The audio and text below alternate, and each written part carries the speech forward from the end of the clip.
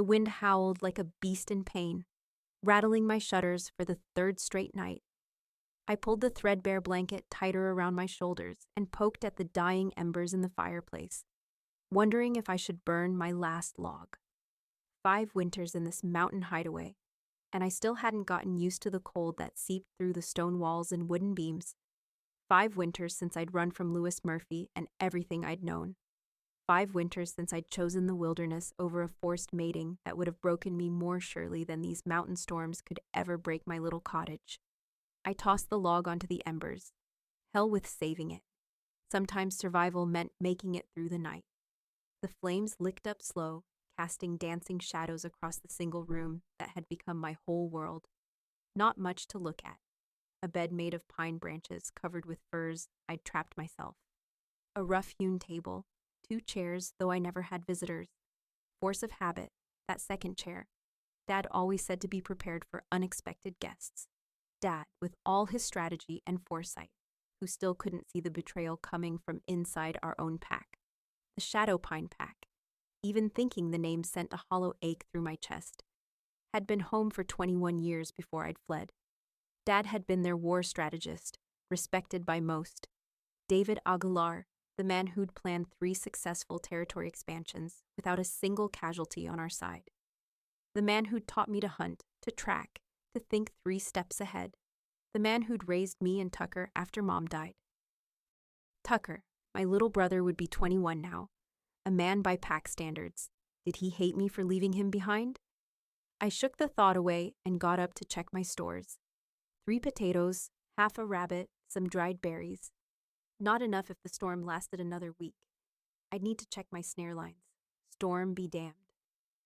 The memory of that last night in the pack territory bubbled up unwanted.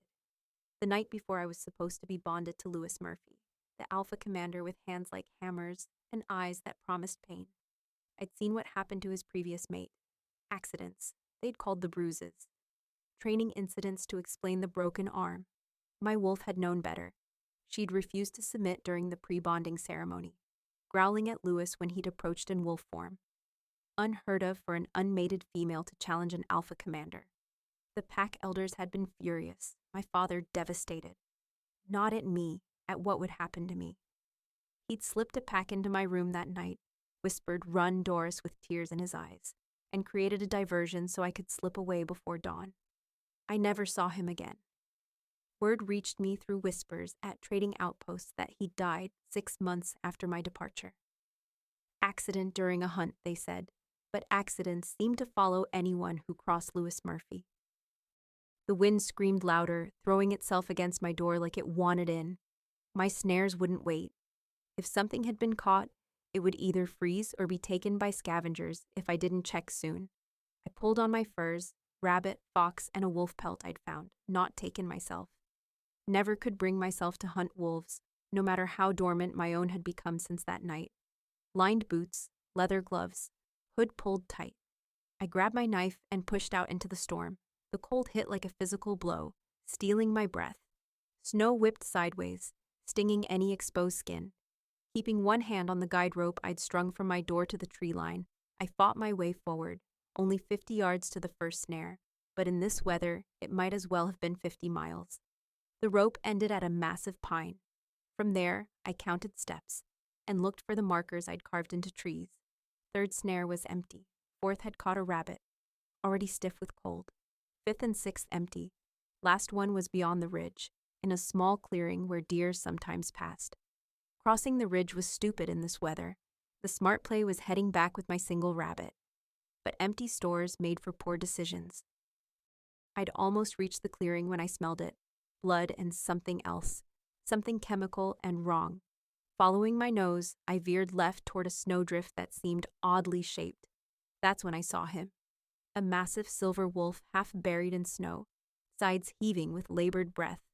Blood matted his fur where 2 crossbow bolts stuck out from his flank. Even collapsed. I could tell he was enormous, easily twice the size of the wolves in my former pack. Battle scars crisscrossed his muzzle and shoulders. An alpha, without question. The scent hit me stronger now. Wolfsbane. The poison hunters used against rogue shifters.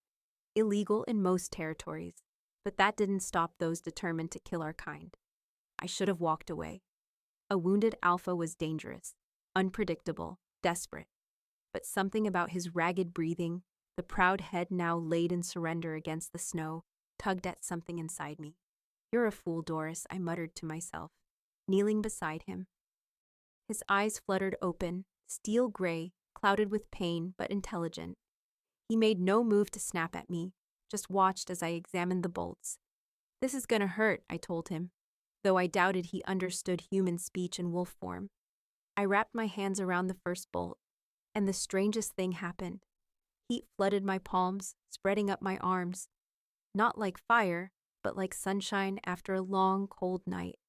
Beneath my ribs, in the hollow space where my wolf had been silent for 5 years, something stirred. A recognition, a yearning.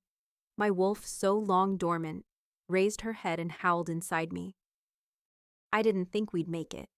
Not with the wind howling like a starved beast, and snow piling faster than I could push through it. Dragging a 200-pound wolf across 2 miles of mountain terrain in a blizzard ain't exactly something they teach you growing up, even in a shifter pack. "Come on," I grunted, readjusting my grip on the makeshift sled I'd fashioned from pine branches. "Don't you die on me after I pulled those bolts out." The massive silver wolf didn't answer, just lay there bleeding onto the snow. I'd wrapped my spare shirt around his wounds, but the fabric had long since soaked through. The wolfsbane poison would kill him if the cold didn't get us both first. Couldn't see more than 3 feet ahead. My guide rope disappeared somewhere behind us when I'd ventured off my usual path to check that last snare. Stupid decision. But then again, if I hadn't, this wolf would be dead by morning. My muscles screamed with each step. Felt like my arms might tear clean off my shoulders. Dad always said I was stronger than I looked, but this was testing limits I didn't know I had. Almost there, I lied, more to myself than my unconscious passenger. Truth was, I'd lost track of how far we'd come. Just kept heading in what I hoped was the right direction, counting steps between landmarks I could barely see. When the dark shape of my cottage finally appeared through the white haze, I nearly collapsed with relief. My hands had gone numb inside my gloves, and my face felt like it had been scrubbed with sandpaper. Getting him inside was its own special nightmare. Had to drag him up the 3 steps to my door, inch by bloody inch. The wolf must have weighed more than 3 of me. By the time I'd hauled him onto the floor near the dying fire, my whole body trembled like I'd caught fever. "Water," I muttered, stumbling to fill my cooking pot with snow. "Need to clean those wounds." 4 days. That's how long I spent nursing a creature that should have died within hours. The wolfsbane poison alone should have finished him. It's what hunters use when they want to make sure a shifter stays down. But this one fought it, even unconscious. I cleaned his wounds with boiled water, packed them with the herbs I'd gathered last summer, and wrapped him in what few blankets I had. Spent most of the first night sitting beside him, watching his massive chest rise and fall with labored breaths. When dawn broke, I checked his bandages, expecting the worst. The wounds were already closing. "That's not possible," I whispered, touching the puckered skin around where the bolt had entered. Even for an alpha, healing like this defied everything I knew about wolfsbane poisoning. By the 2nd day, his fever broke. On the 3rd, he started muttering words I barely caught, fragments of an ancient dialect Dad used to speak when discussing pack history with the elders. Words about moon cycles and blood oaths, kings and territory lines. Made no sense coming from a half-conscious wolf. I changed his bandages, spooned broth into his muzzle when I could, and tried not to think about how my supplies dwindled. 4 days of tending a stranger meant 4 days not checking snares or gathering firewood. Winter doesn't forgive poor planning. On the morning of the 5th day, I woke to the sound of bones cracking. Anyone who's never heard a shifter transition might mistake it for someone being murdered. All that popping and reshaping, it's brutal to witness. I'd seen it countless times growing up, but 5 years alone had made me forget the raw violence of it. The wolf's silver fur receded into olive skin stretched over hard muscle. Limbs lengthened, spine straightened, muzzle flattened into a human face. When it finished, a naked man lay on my floor, dark hair streaked with the same silver that had marked his fur, body crisscrossed with scars that told stories of countless battles. I recognized him immediately. Everyone in the Northern Territories would. Commander Gavin Jones, I breathed, the name feeling strange on my tongue after years of speaking to no one. His eyes fluttered open, steel gray instead of the wolf's amber, and fixed on me with surprising clarity for someone who'd been half dead for days. "Little Moon," he whispered, voice rough from disuse. His hand reached for mine with surprising gentleness. "You smell like Pack, like home."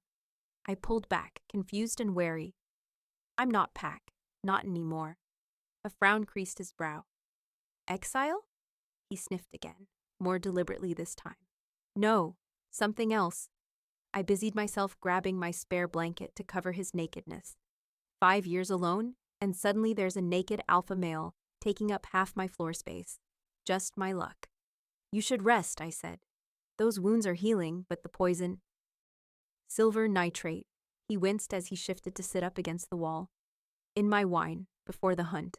Someone poisoned you? Before you were shot?" He nodded grimly. "Makes shifting difficult. Weakens the body.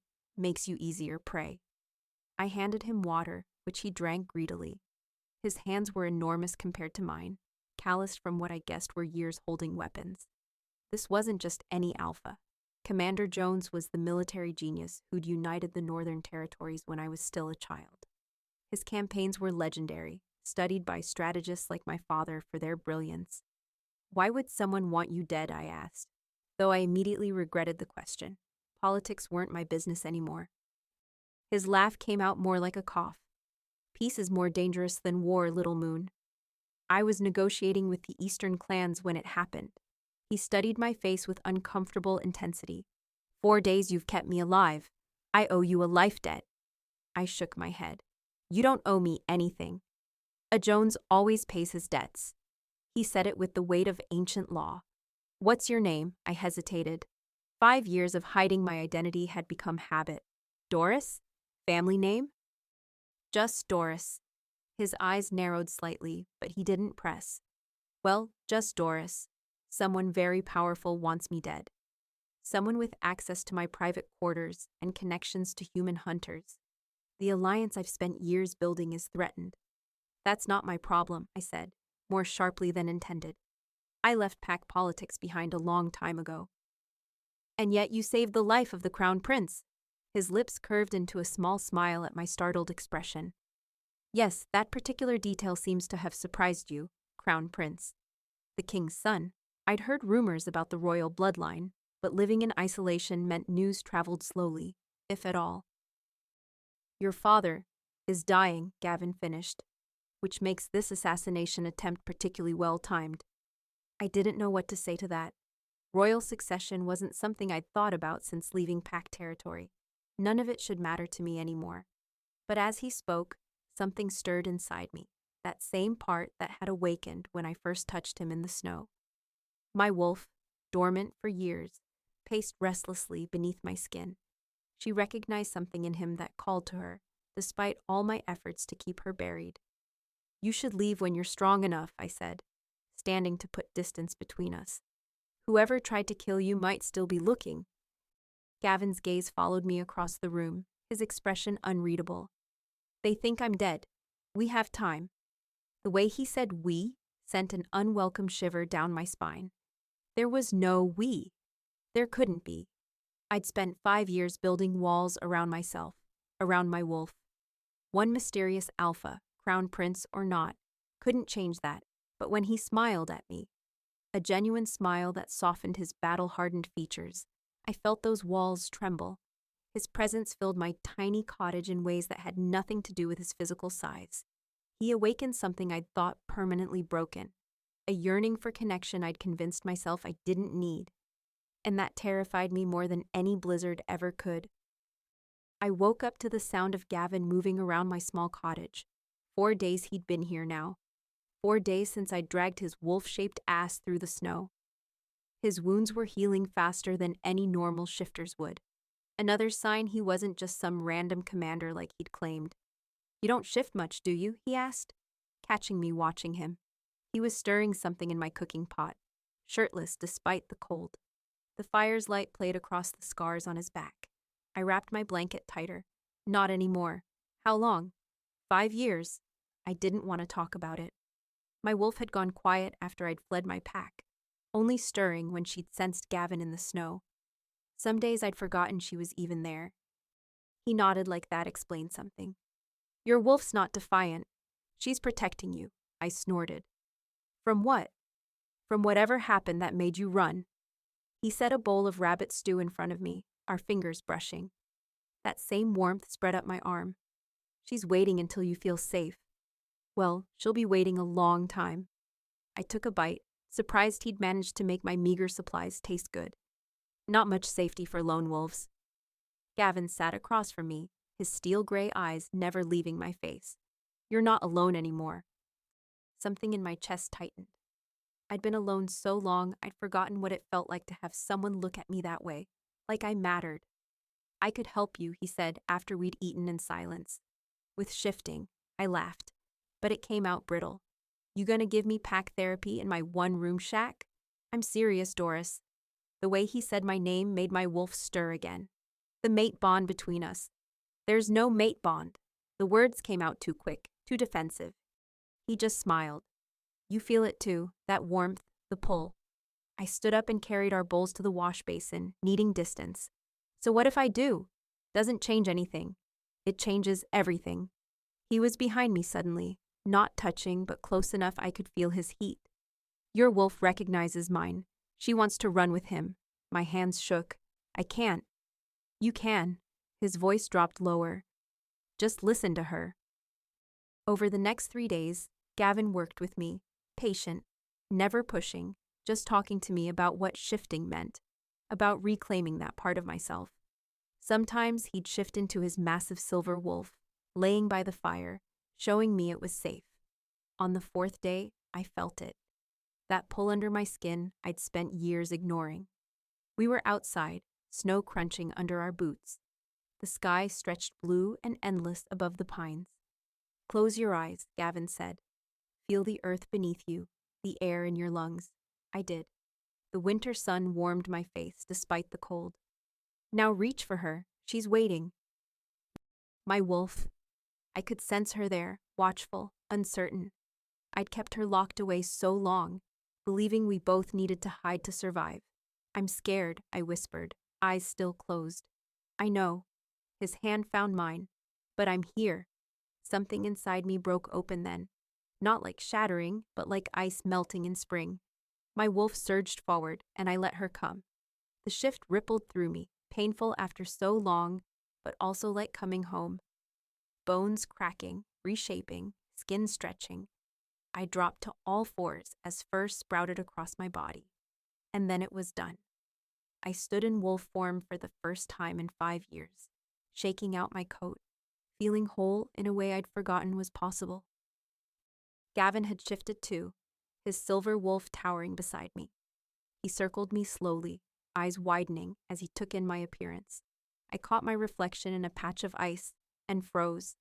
My coat wasn't the solid brown I remembered. Silver streaks ran through the fur, creating patterns like ancient symbols along my flanks and back.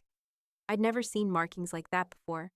Gavin shifted back to human form, kneeling naked in the snow beside me. The Moonshadow bloodline, he whispered. I thought it was extinct.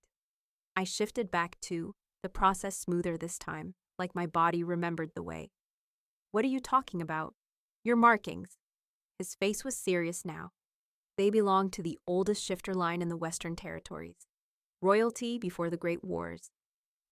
I shook my head, pulling my clothes back on with trembling hands. That's impossible. My family was just what? Why do you think Lewis couldn't complete the bonding ceremony with you? Gavin pulled on his pants. Your wolf wouldn't submit because she couldn't.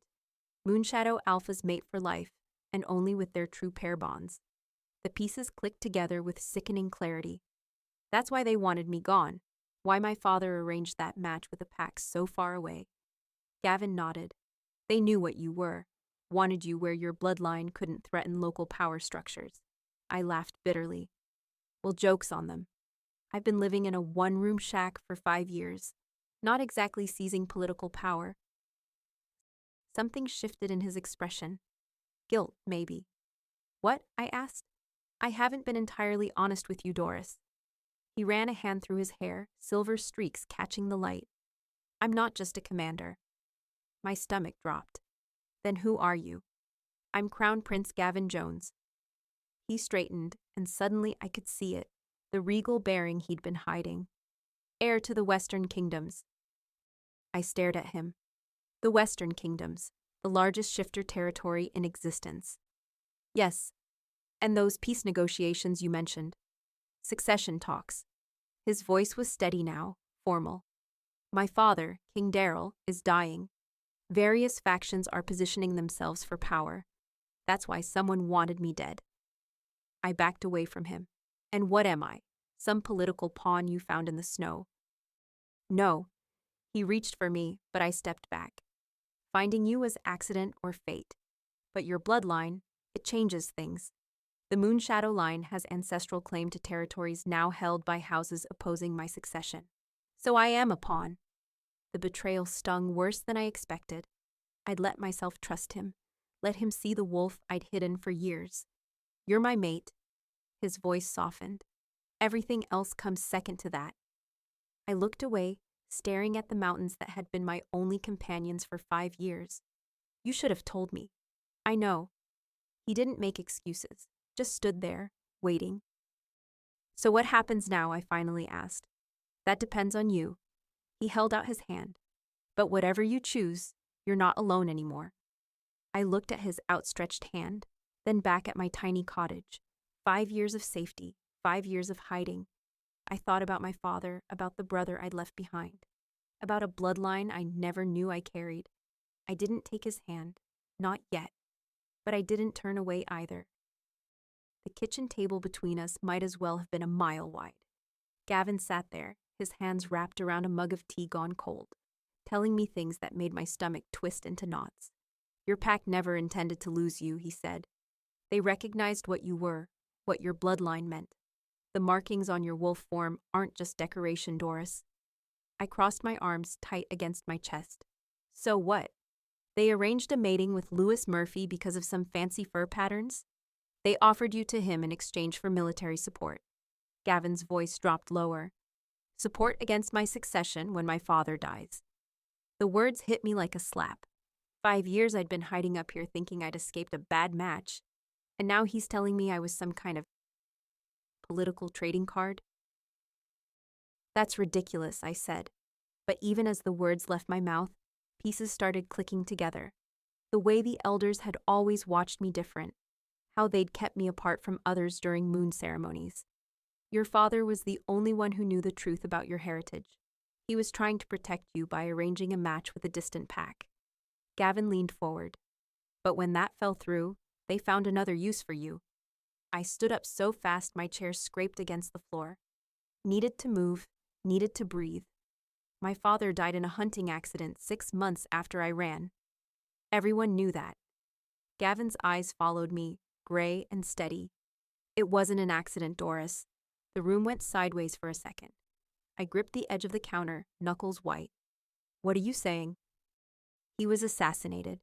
The only person who knew what you really were, who might have warned you or helped you understand your bloodline. They couldn't risk him interfering with their plans? Dad. My throat closed up tight. The memory of his face that last night, worried, determined, flashed behind my eyes. The pack he'd pressed into my hands. The way he'd whispered, "Run, don't look back." He knew, I whispered. He knew they'd kill him for helping me. Gavin nodded once. He chose your safety over his own. I turned to the window, staring out at the snow-covered pines. Couldn't let Gavin see my face crack open. Dad had always been the strategist, always 3 steps ahead. He'd seen it all coming. The bonding ceremony with Lewis, Gavin continued, voice careful like he was walking on broken glass. It was deliberately set up to fail. I turned back. What? They made sure your wolf would reject him. The herbs in the ceremonial wine, the timing during the waning moon, all calculated. They wanted you to appear broken, unworthy, while keeping your bloodline intact for future use. But Lewis was furious when I wouldn't submit, I said, remembering his rage, the threat of force. Of course he was. He wasn't in on the full plan. They needed his reaction to be genuine to sell the story to the other packs. Gavin's jaw tightened. He was told afterward that they'd retrieve you, that your rebellion could be corrected. My legs went weak. I dropped back into my chair. 5 years, I said. I've been up here 5 goddamn years thinking I'd escaped, when really they just, what? Put me on a shelf for later. They were waiting for the right political moment. His eyes didn't leave mine. And now it's here. The wind picked up outside, howling against the shutters. Funny how that sound had been my only company for so long, and now it sounded like a warning. What do you mean now? I asked. Gavin opened his mouth to answer when both our heads snapped toward the door. A new scent carried on the wind, unfamiliar, threatening, multiple scents. My wolf, so recently awakened, bristled inside me. They're here, Gavin said, already on his feet. Who's here? But I knew. Something in my gut had been waiting for this day. Gavin moved to the window, careful to stay to the side. Lewis Murphy. And he's brought friends. I joined him, peering through the frosted glass. My heart stopped. At least 15 men were spreading out at the edge of the clearing, moving with military precision. I recognized the dark uniforms of the Shadow Pine warriors, led by a tall, lean man whose posture screamed authority. Hunter Park, I whispered. Lewis's beta commander. Gavin nodded grimly. And the others in the mismatched gear? Mercenaries. Probably Roberto Stevenson's crew. He sells his pack to the highest bidder. I counted again. 20 men at least, all armed. Why so many for one woman? Because I'm here. Gavin's voice hardened. And because you're not just any woman, Doris. A figure stepped forward from the line of men. Even at this distance, I recognized Lewis Murphy's hulking frame, the way he carried himself like he owned whatever ground he stood on. 5 years hadn't changed him a bit. Doris Aguilar, his voice boomed across the clearing. I've come to claim what's rightfully mine. Your rebellion ends today. My hands started shaking, not from fear, from rage. 5 years of hiding. My father murdered. My life used as a bargaining chip. And this asshole thought I belonged to him? I need to get you out of here, Gavin said, already calculating. There's a path behind— No. The word came out sharper than I intended. I'm done running. His eyes widened. Doris, there are 20 trained fighters out there. I've recovered my strength. But even as Crown Prince, those odds— Crown Prince, I laughed, a harsh sound. That's what this is all about, isn't it? Your succession, their power grab, my bloodline. I met his gaze. Tell me the truth. Am I just a pawn to you too? Pain flashed across his face. No, you're my mate. Everything else, the politics, the succession, all of it came after that truth. He took my hand, his touch sending warmth up my arm despite everything. But you are essential to the kingdom's future. The Moonshadow bloodline united with the royal house would create stability the territories haven't seen in generations. Time's up, Doris, Lewis's voice again. Send out the wounded prince and come take your rightful place, or we burn this hovel to the ground with both of you in it. I looked around the small cottage, one room, barely furnished, but mine, my prison and my sanctuary for 5 years. Now men were once again deciding my fate, fighting over me like I was territory to be claimed. Gavin squeezed my hand. I will fight for you. With everything I have. I believed him. That was the hell of it. I believed him. But as I watched Lewis and his small army through the window, I knew Gavin's everything might not be enough. He'd recovered his strength, yes. The Crown Prince in his full power was formidable, but the odds were overwhelming. And somehow, in just a few days, I'd gone from a woman with nothing to lose to a woman who couldn't bear the thought of watching Gavin die for me. I felt it rise inside me like some kind of flood, this power I never knew was there all these years. 1 minute, I'm staring at the cottage door, waiting for Lewis to break it down, and the next, I'm filled with this warmth that started in my chest and spread everywhere. My fingertips tingled with it. What's happening to me? I whispered to Gavin. He grabbed my hands, his eyes wide. It's the mate bond. It's waking up what was always in your blood. Outside, Lewis was shouting orders to his men. I heard the crunch of boots in snow, the metallic sound of weapons being readied. We're surrounded, Gavin said, peering through a crack in the shutters. 15 men at least. I should have been scared. 5 years I'd been running from Lewis Murphy, and now here he was, come to drag me back. But that old fear was gone, replaced by something hot and fierce that made my wolf rise up inside me, ready to fight. I can feel her, I said, meaning my wolf. She's not hiding anymore, Gavin nodded. The mate bond strengthened her, strengthened both of us. He squeezed my hand. Do you trust me? Did I? This man I'd known less than a week. This prince who'd been honest about some things and not others. But my wolf knew his wolf, and some part of me recognized something in him that felt like home. Yes, I said, surprising myself with how much I meant it. Then follow my lead. He closed his eyes, still holding my hands. Breathe with me. Let the power flow between us. I did what he said, breathing in deep and slow. The cottage disappeared. The shouting faded. There was just me and Gavin and this current running between us like electricity, getting stronger with every heartbeat. When I say run, he murmured, we shift and break through the east side. They won't expect it. The door shuddered as something heavy slammed against it. Time's up, Doris. Lewis's voice was just like I remembered, mean and full of himself. Come out now, or we burn you out. Gavin's eyes flashed open, glowing amber in the dim light. Now, we moved as one, crashing through the east window in a shower of glass and splintered wood. The shift happened mid-air, faster and smoother than I'd ever experienced. 1 second I was human, the next I was wolf, landing on 4 paws in the snow. The men guarding that side of the cottage shouted in surprise. One raised a crossbow, but Gavin was on him before he could fire, massive silver jaws closing around the man's arm. I leaped at another, my teeth finding flesh, tasting blood. The power inside me surged, making me stronger, faster than I'd ever been. The female! Get the female! Lewis's voice cut through the chaos. We tore through their line, Gavin and me, moving together like we'd fought side by side our whole lives. When one of Roberto's mercenaries tried to flank me, Gavin was there. When Hunter Park came at Gavin with a silver blade, I knocked him sideways into a tree. The forest opened up before us, and we ran. God, how we ran. The snow flew beneath our paws, trees blurring past. Behind us, men shouted, horses whinnied, but they couldn't match our speed. The mate bond hummed between us, guiding us through the mountains I'd known alone for 5 years. We ran all night and into the next day, stopping only when we reached a hidden valley I'd never seen before. A massive stone fortress rose from the trees, guards in royal colors patrolling its walls. My stronghold, Gavin explained, after we'd shifted back to human form behind the shelter of some pines. He'd given me his shirt, which hung to my knees. You'll be safe here. Safe. I'd almost forgotten what that word meant. Inside those walls, I learned the truth of who I was. Not just some war strategist's daughter, but the last of the Moonshadow line.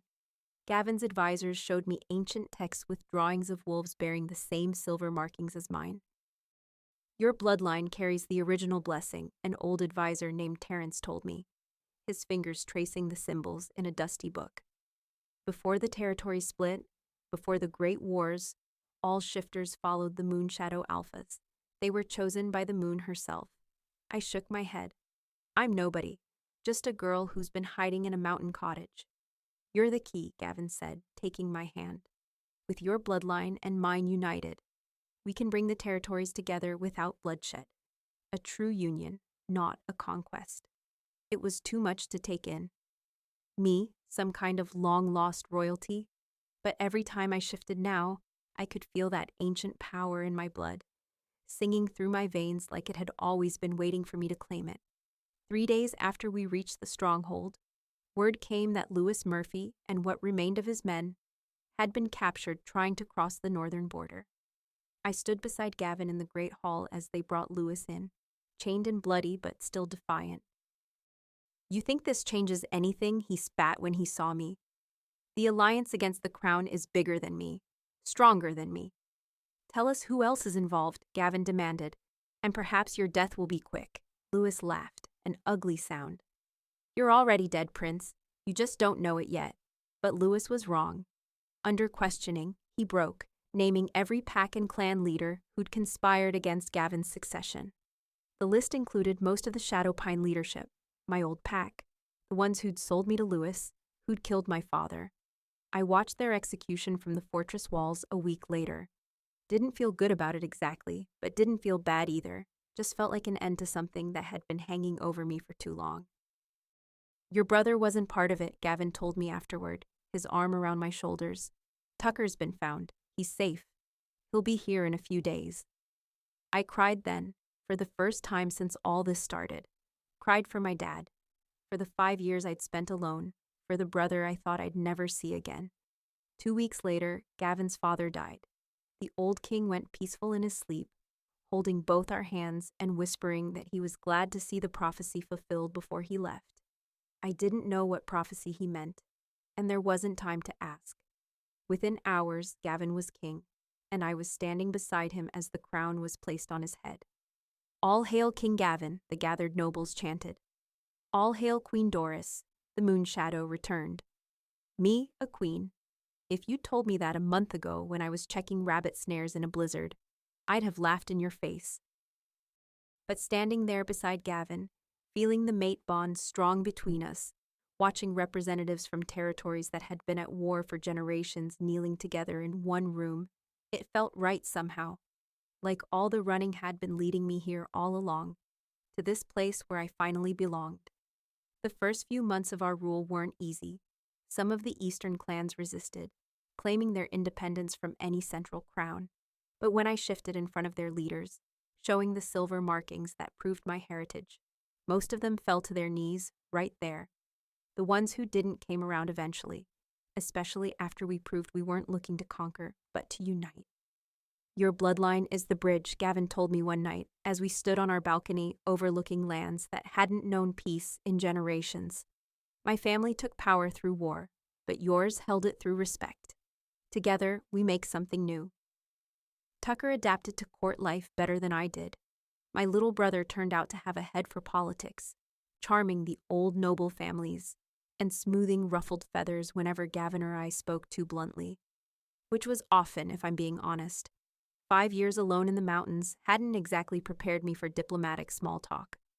You don't have to be perfect, Tucker told me once, after I'd scandalized some visiting dignitaries by eating with the wrong fork or something equally stupid. They follow you because of what you are, not how you act. What I was. That took some getting used to. The power that had awakened that day in my cottage kept growing. I could sense pack bonds across great distances, could call wolves to me with just a thought. The old text said, Moonshadow Queens had been healers too, and sure enough, I discovered I could ease pain with a touch, speed healing with a word. It's in your blood, Terrence explained. These gifts were given to your line to help you lead. A year after our coronation, representatives from every territory in the Western Kingdoms gathered in our Great Hall to sign a treaty that would have been impossible before. Centuries of border disputes settled in an afternoon because they trusted us, trusted me and my ancient bloodline, trusted Gavin and his vision. To the king and queen they toasted that night at the feast, to the union that heals old wounds. Later, alone in our chambers, Gavin pulled me close. Not bad for a girl who was checking rabbit snares in a blizzard, he said, with that half-smile I'd come to love. I laughed. Not bad for a wounded wolf I found in the snow. Outside our window, wolves howled across the kingdom. Packs that had once fought each other now singing the same song under the same moon. United not through conquest or fear, but through something stronger. A bond built on respect and choice, just like the one between us.